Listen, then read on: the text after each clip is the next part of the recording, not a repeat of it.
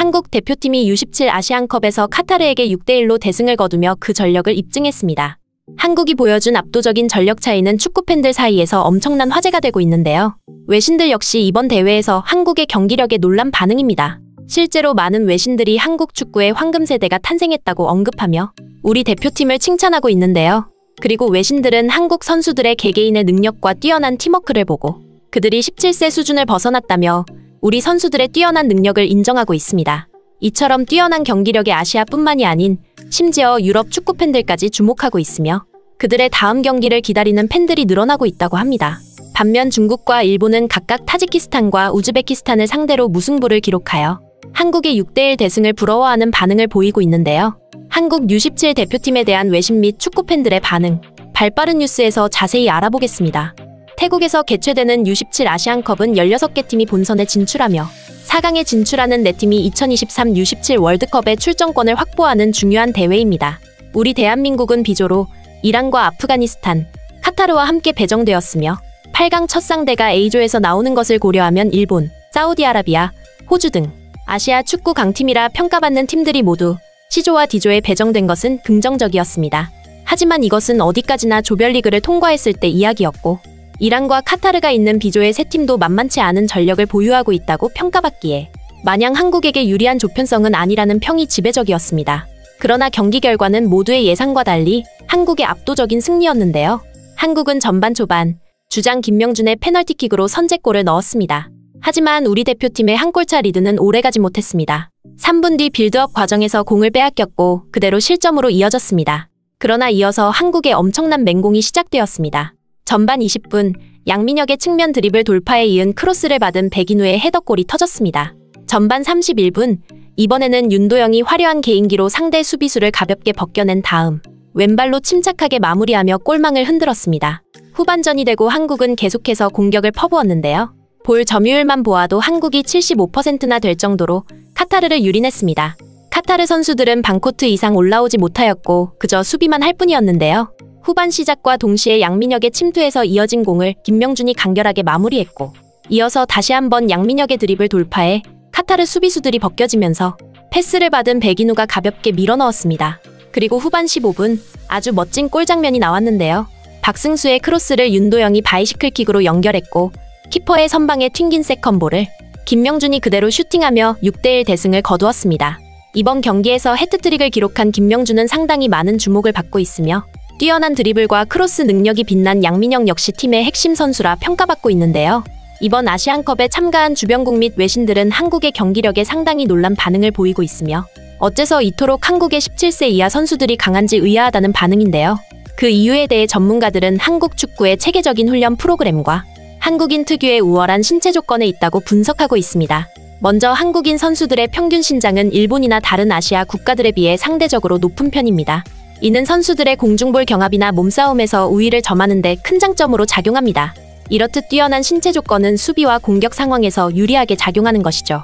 하지만 우리 대표팀의 강점은 단지 신체 조건에만 있는 것은 아닙니다. 한국 축구는 전략적인 면에서도 강력한 경쟁력을 발휘하고 있으며 한국 선수들의 전반적인 능력, 팀워크 그리고 집중력에서 다른 아시아 국가들을 능가하며 경기를 이끌어간다고 평가받고 있습니다.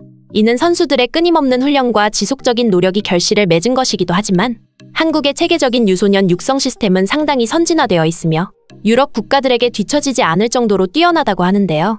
오히려 몇몇 부분에서는 한국이 앞서는 부분도 있는데 바로 기술적인 면에서 한국 유소년들은 상당히 우수하다고 평가받고 있습니다. 특히 한국 선수들 대부분이 양발을 다룰 줄 안다는 것인데요. 한국은 성인뿐 아니라 어린 선수들까지 양발을 고루 사용할 줄 알며 이는 감독이 전술을 짜는 데에 있어서 매우 유연성을 높이는 요소입니다.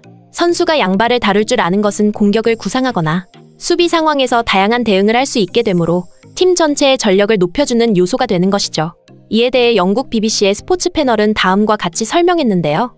유럽 선수들 중에서도 양발을 능숙하게 사용하는 선수는 많지 않다. 유럽의 일부 선수들은 오른발 혹은 왼발 중 한쪽에 과도하게 의존하는 경향이 있어 이를 이용해 상대팀이 수비 전략을 세울 수 있다. 하지만 한국 선수들은 이런 취약점이 없다. 그들은 양발을 고루 사용할 줄 알기 때문에 상대팀이 이것을 공략하기 어려운 것이다.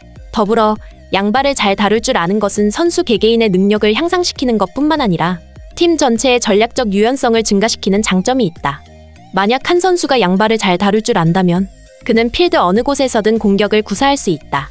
이는 공을 통제하는 능력을 높여줄 뿐만 아니라 선수들 간의 연계 플레이를 더욱 유창하게 만들어준다. 라고 설명하며 한국 선수들의 양발 테크닉에 대한 찬사를 남겼습니다. 그리고 이러한 한국 선수들의 능력은 그들이 갖춘 기본기와 체계적인 훈련 덕분이죠. 이는 한국 축구의 육성 체계가 세계적인 수준에 이르렀음을 보여주는 가장 좋은 예시입니다. 따라서 한국 축구가 미래에 더욱 높은 경쟁력을 가질 것이라 기대하게 되는 것이죠. 이는 한국이 단순히 6대1 대승을 했기 때문이 아닌 경기 내용 자체가 매우 훌륭했기에 나오는 외신 반응인데요. 그 이후로 유소년 시스템이 무척 훌륭하다고 평가받는 일본과 축구 강국이 되겠다며 엄청난 투자 지원을 아끼지 않는 중국은 이번 아시안컵 첫 번째 경기부터 승리하지 못했고 경기 내용 자체도 아쉬웠기 때문인데요. 먼저 일본은 자국의 축구 육성에 집중하여 체계적인 훈련 시스템을 구축했습니다.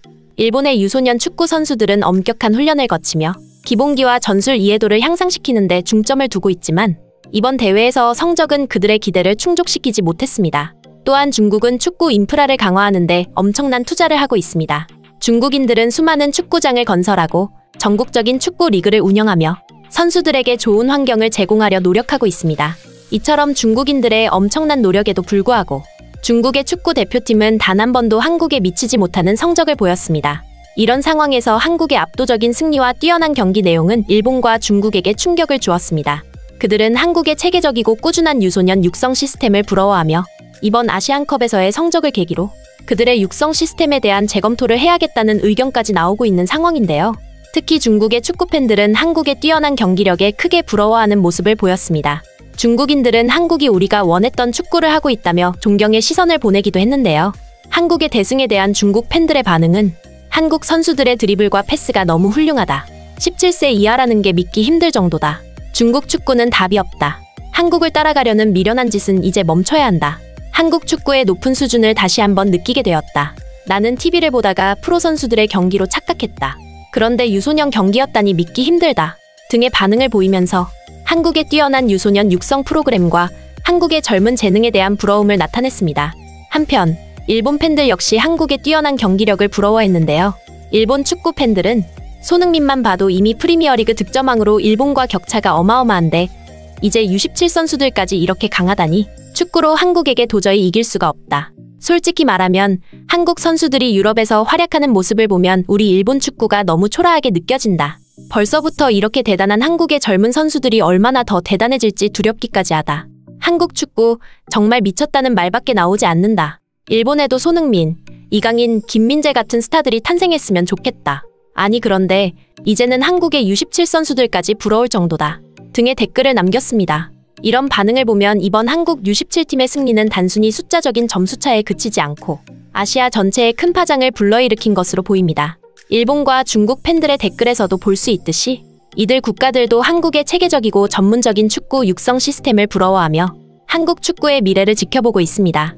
한국은 이제 전 세계가 인정하는 축구 강국으로 떠오르며 이에 뒤따라오는 젊은 세대의 놀라운 재능은 우리 대표팀의 미래가 얼마나 밝은지를 보여주고 있습니다. 이상 발빠른 뉴스였습니다. 구독과 좋아요는 영상 제작에 큰 힘이 됩니다. 진심으로 행복한 하루 되시길 바라며 오늘 준비한 영상 마치겠습니다. 시청해주셔서 감사합니다.